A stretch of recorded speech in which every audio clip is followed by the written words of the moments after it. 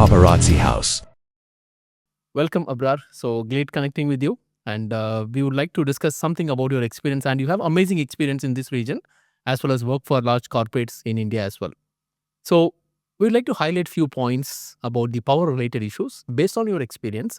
And I like to highlight, how the journey was, looking like for you, and how did you handle few, challenges, and what will be the experience you're going to share to the younger generation. So I like to, touch upon few points you have come across in the whole corporate world about the power dynamics. Right. Thanks so much for Dr. Ram for inviting me for this podcast. It's really a pleasure.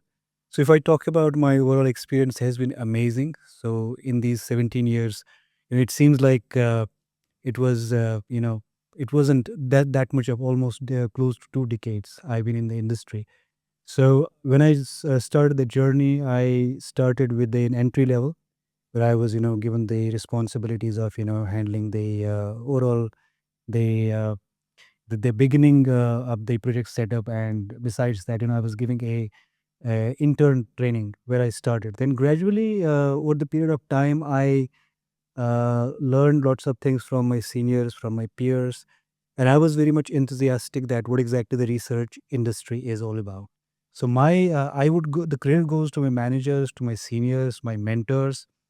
There are lots of them who have been supportive in terms of giving me the helping me out, understanding the research industry, understanding the in and outs of research. So initially, to me, it seems to be something I was in an alien land when I joined the research industry as a beginner. And but gradually over the period of time, I was enthusiastic. I learned. My mentors, they were really helpful to me.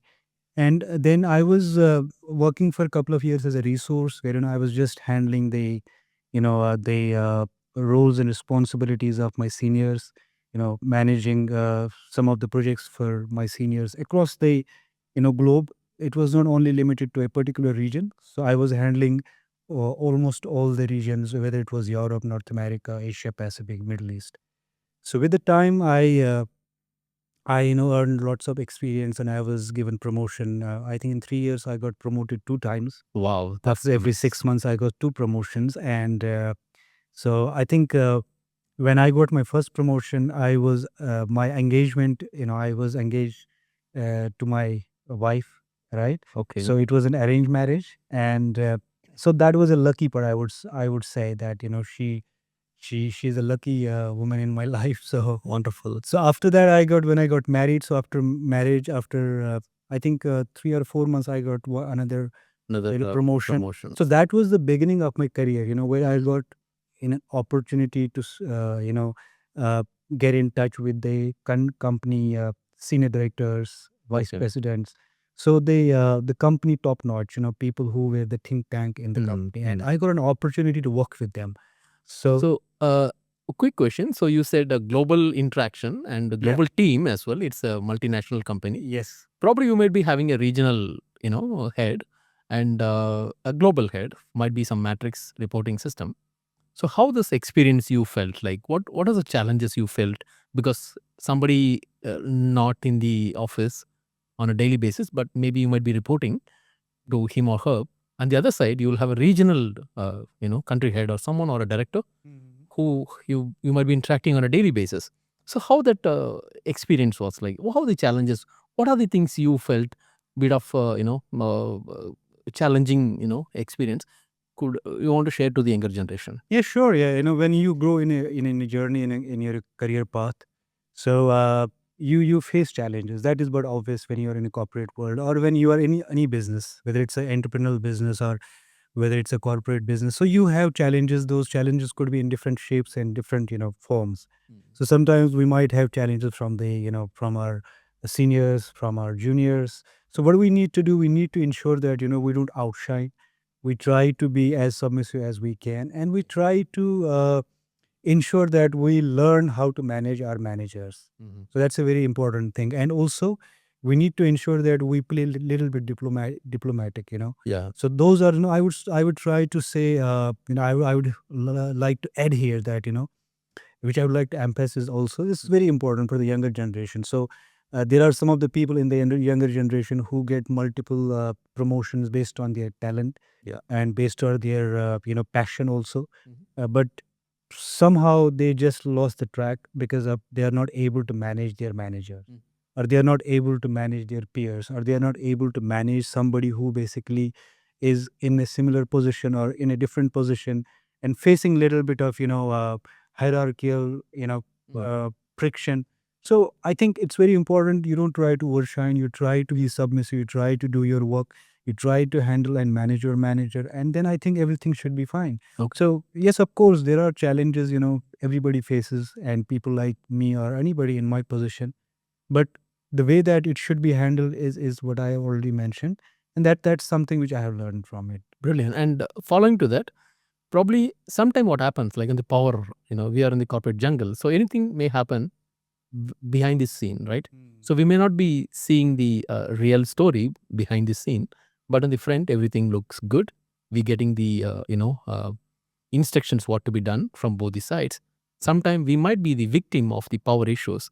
So probably, I'm not telling in every situation, every organization or every region, certain time it happens where we might be a victim where one instruction is coming to us and we need to follow the other one, which is sometimes it is a bit of controversial.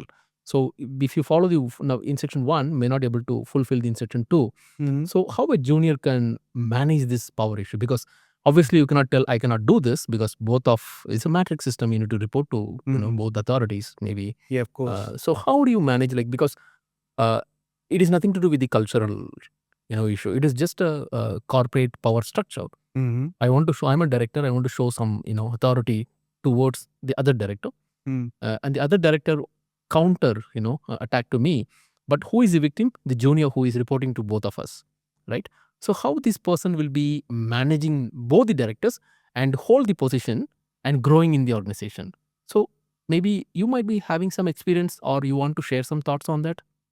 Yeah, of course. When you are in a corporate culture, or when you are working for a company, for an organization, so these things are they are bound to happen. And when but I would suggest, like, to all my juniors, all my colleagues, anybody who's listening to this podcast, that it's very important that we understand what exactly is required from us. So we don't have to be driven by the emotions. Sure. We don't have to be driven by this somebody's authoritarian approach. So anybody could be, see, you cannot control a person's mentality, right? But you can always control your mentality, your thoughts, your response. And it's always well said, that anonymous somebody has said that it is not how what happens to us, it is how we react to it, the situation. So 90% times we are unable to handle the situation. So yes, of course, anybody in my position, I have not been director from my day one when I joined the corporate world, when I started working. So I started from the lower position, then I from the intern, then from the executive, from senior executive, then manager, then director. So these are this is a ladder. So in this ladder you definitely will face challenges. But what I would suggest, like, to anybody who's passionate, who is a career builder, who is a career oriented, so it's very important you maintain your you know consistency and be resilient. So that's very important. If there is a friction, you need to manage that friction. So that friction should not basically manage you, or it should not overpower you. So if it overpowers you, it's going to be something where you either have to leave that organization, or you have to find another opportunity in some other department. So that is not the solution. The solution is just to handle, be submissive, handle, manage your manager. And if there is a friction, just try to manage it. Don't. Okay, this again a tricky question, because I try to manage, but I don't know how to do that as a junior. So maybe I'll be more pleasing the person who I'm seeing daily basis, right? The regional guy, the director, but probably with an intention, so he could able to help me, or he could able to save me when I have some problems. But do I ignore the global director whom I might be reporting on a project to basis, project to project, or he is a domain expert, right? So how this is a situation where how the junior will react to it, because there's a regional person who could able to save you in terms of some issues Yeah. arising in the region. So How to manage I it? think the best way to manage, I would suggest today. I can see to it, because I have no more my prism, my spectrum is entirely different. So now I have got experience, handling day to day issues. So I think it's very important for every person if he faces or she faces such challenges. So it's very important that you try to maintain the balance. Okay. So because see, if anybody is expecting something from you, so maybe that person is expecting, because that person is also under hammer from the Yeah. management, and then the hammer comes to you, and then you cannot hammer another person, right? You know, So you are in the position to execute it. Some of the what you task. can do, you can just try to take your manager, your reporting manager, into confidence and tell the exact situation, that what the situation demands, because every situation could be different, every situation cannot be same. So we have to understand the situation, then manage it. We don't have to hammer it back. So if we hammer it back, then of course there could be a catastrophe, or there could be chaos, which could lead to it could dent anybody's personality, or it could dent anybody's career path. So here, you rightly said, discuss with the Mm. the authorities, maybe whom you are reporting. But this discussion usually happens over a call or a weekly meeting or a Zoom call or maybe video conference call. But do you think this has to be documented so that when there's a future references, so it clearly indicated this person asked me to do this rather than maybe. So how a junior can survive, because survival is maybe at a risk actually. Most of the cases juniors are not being asked. You can't go and refer or ask some explanation from the junior what is the real situation. But Mm. to keep the position safe, so do we expect a proper instruction on a written format so that it is like Yeah, maybe. yeah, I think that's the best way, because if there is anything written format, Yeah. and if your manager is also mature enough who could support you, and you see, it all depends upon you how, because see, you are at the receiving end from the both sides. So in that situation, so now I am in a position where I manage everything from top to bottom. So but if I go back to my junior days, when I was a manager and I was managing multiple prospects of the work, so what best could be the possibility is that just to manage, just discuss with your manager, and then see the department or the person who is demanding more from you. They're expecting something which basically is not being informed to you, or you have not been instructed by your manager. So you need to just to explain it to your manager first, and take him into confidence. Then you need to speak to the people who basically are expecting something else from you. Okay. So you need to convey the message to your manager, and also you need to convey the similar message to the people who are expecting and demanding something which your manager has not been instructed to you. Okay, got it. So that situation, that Yeah. could dissolve the situation, and a junior could be in the safe zone, rather than being hammered from both the sides. So I think that could be one of the best solution today. So here Can you look like think a of. charismatic leader, right? Thanks. But in case certain people are like maybe shy away from the situation, or their communication is not good, or really they are introverts, they don't want to talk to the directors directly the same thing we discussed now, or they cannot expect a documentation Hmm. to get the instruction to do what to do and what not to do. Hmm. So on that case, how they could able to use the peer group, right? So the peer support is always Yeah, something like this very that's very strong. important. Yeah. So how they could able to enhance their peer support so that they could able to talk or manage the situation, so that maybe it's a typical power game. So usually the victims are the introverts. Sometimes you cannot talk, Hmm. and the people are like not able to execute their assertiveness. Could able to the maybe the the victim usually. So how to manage to get some support from the peer group so that you could able to manage the situation, and if there is a way, and how they could able to use this particular it's not a written formula, but what do you say, like what based on your experience? I think peer group, comes in a picture in rare cases. They're gonna be, see, when you're working in a corporate or any of the company, so it is you who is responsible what how you manage, how you handle. So if you try to be dependent on your peer group, so I don't see any support coming from from through that approach. So I would suggest, and I would, insist here that, it's very important you just manage, try to be more realistic and try to be process driven. If it is, see, if it is written in the process that your manager says that, see, this is what you need to do, and your internal team is demanding something else, so you can always document it and go back to your manager that this is something you have, instructed me, and this is something which I have been asked or requested or commanded. So please help support me. So I think when it is documented, rather than involving your peer group, so it's going to be becoming a talk of the, town when you involve your peer group. So they're going to be having these discussions during their breaks or during their snack time, that this is what exactly is going on with this person. So then there will be lots of people who are going to make fun of that situation. So it's always good to speak to the manager, tell them that this is what I have been instructed by you, and this is what I have been demanded. So I will do what you instruct me. Tomorrow, if anything goes beyond the situation, or if anything comes to you, or anybody comes to you, so I will not be responsible, should not be held responsible. I think that's a very today I can think about this, but maybe at that point of time, or when people are in that situation, they could not think about that.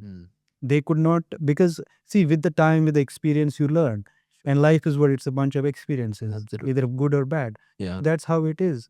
So all we need to understand, and we need to. So the best thing through these podcasts and through these platforms is that the younger generations, they have the solution, so they can find a solution through different mediums and through different platforms, and that definitely can help them. Yep.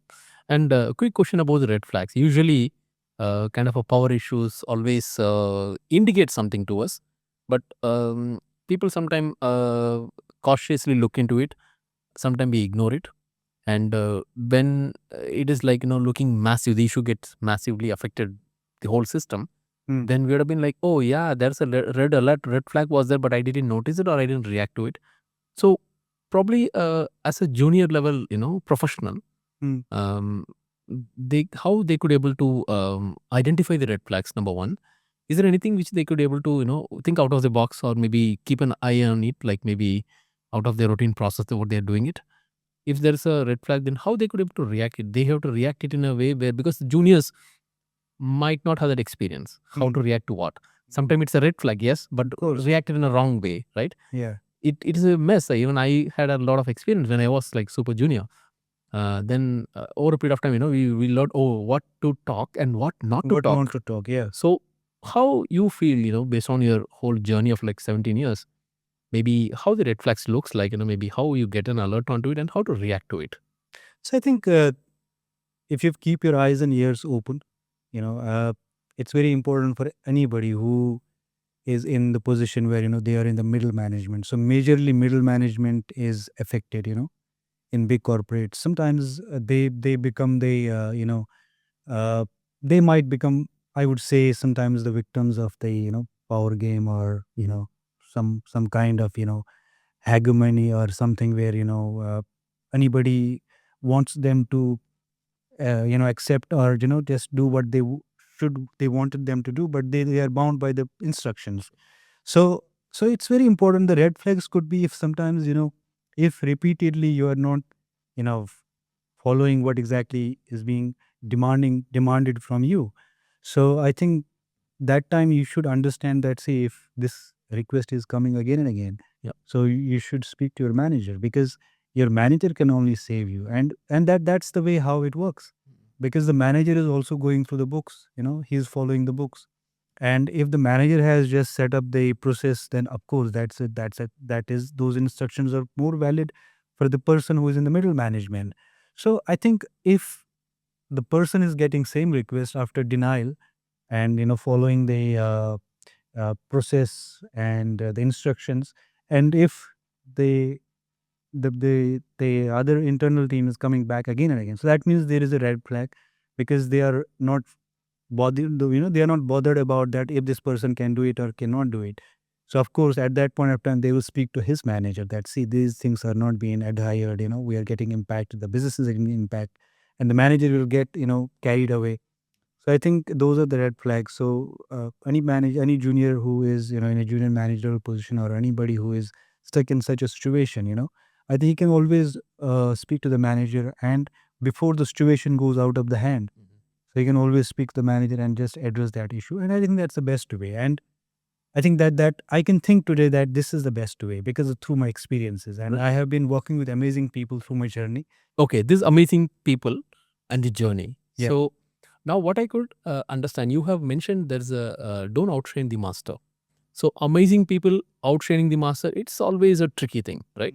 So did you felt any challenging experiences, right?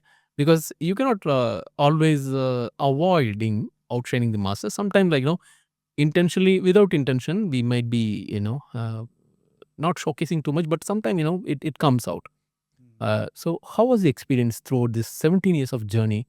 Anytime you had a bad experience, and how did you handled it? Yeah, of course. 17 years and counting. I'm not going to retire any soon, so I don't have any plans to retire any time in my life because I love my work. I'm a workaholic person, and I believe that work is something which keeps you going. And that is what gives you the identity. I would add here that everyone whom I have been working with, they were my juniors, my subordinates, my managers, anybody I worked with. So I have always learned. But yes, when you work, whether it's 1 year experience, 2 year experience, or 17, 18, 20, whatever years of experience you have, you will always have good, bad experiences, right? So good experiences are always something which you don't have to manage, right? So you are always happy about the good experiences. That is something that comes to you by default, right? So, but when it comes to the bad experiences, then of course you have to be extra vigilant. So, but I would suggest here that sometimes when I believe in 1 month, that's very important. That you should know how to manage your matters. So that's a very big statement. So in the sense, like you try to manage, you try to understand the manager, then We try to try see to work on that. So you try to avoid the outshining. Exactly. We should not outshine. Complainant, yeah. We should not outshine. Sometimes we need to be more diplomatic. That is how. I would. There is one incident. When I was still a junior Okay. in my initial career in market research. So I used to be very straightforward. Because of the lack of experience. Mm. So one of my senior, he was the senior in our team, and he was mentoring also us. So he told me that you are very straightforward. You should not be straightforward.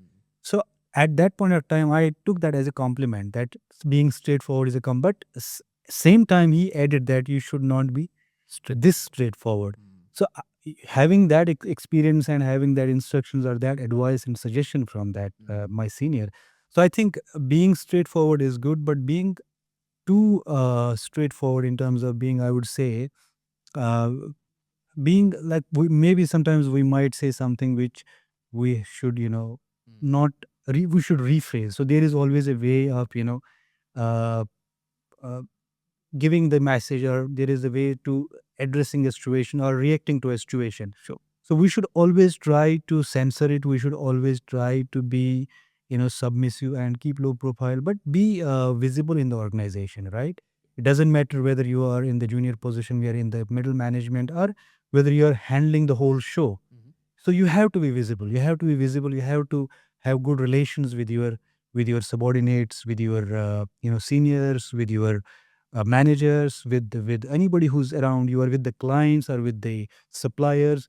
So I think the best thing is where you can, when you create more, the best leader is one who creates more leaders, right? Who creates more leaders. So who basically gives their subordinates an opportunity to lead, Yep. become the leaders, and to inculcate that experience and knowledge and the other aspects of the in and outs of the business. So I think that could be a best leader. But I would come back to your question that yes, we need to keep low profile. We need to be submissive. If we have to say, I'm not saying we should be saying always we should be yes boss type of attitude or approach. But yes, sometimes when you say no, you don't have to say no. You have to rephrase it. So you have to be very much, submissive in terms of passing any kind of statement. As I said, I was told by my senior that, don't be too straight. You're Yeah. too straightforward. So maybe I was asked something, I said no. So that no could have been rephrased in a different way. Really, yeah, that's So that's how it works. And so blessed to have that kind of maybe manager. yeah, So and quickly we will discuss about certain some suggestions from you, right? yeah, of Maybe course. Yeah. maybe if you put across 3 bullet points, how to handle the power issues in the multinational companies for a mid-level manager. So what are the three things you could able to indicate them so that they could able to navigate the power issues, they could able to groom themselves, they could able to manage the powerful people in a more effective way, and they could able to grow in their career. That's how the expectation is all about. Yes, of course. So what could be the three the diamond words you want to convey to the juniors? Well, I think what comes to my mind right now, first of all, I always believe in one statement that you should know how to manage your manager. Okay. So which is a very important thing. Mhm. So that means you need to understand the manager, and of course there are obligations that you are bound by, by the rules and regulations. So that those are different, but you need to be more of a managing your manager, understanding the manager temperament, his attitude, his behavior, and how basically you can create a good relationship with your manager. So that is how you can manage. And the second one is very important, that the teams you are dealing with. So if you are in a corporate world, so you might be dealing with multiple teams. So you need to understand that how you can balance out. Mm. So you cannot say no to everything. You can say no, but you have to use a different approach. You have to rephrase it. You don't have to be too much straightforward. So you don't say no directly. You rephrase it, put it in a very different beautiful words, then, and so that you're following the managerial instructions, and at the same time you are just passing the message to the interdepartments that, see, this is what my limitations are.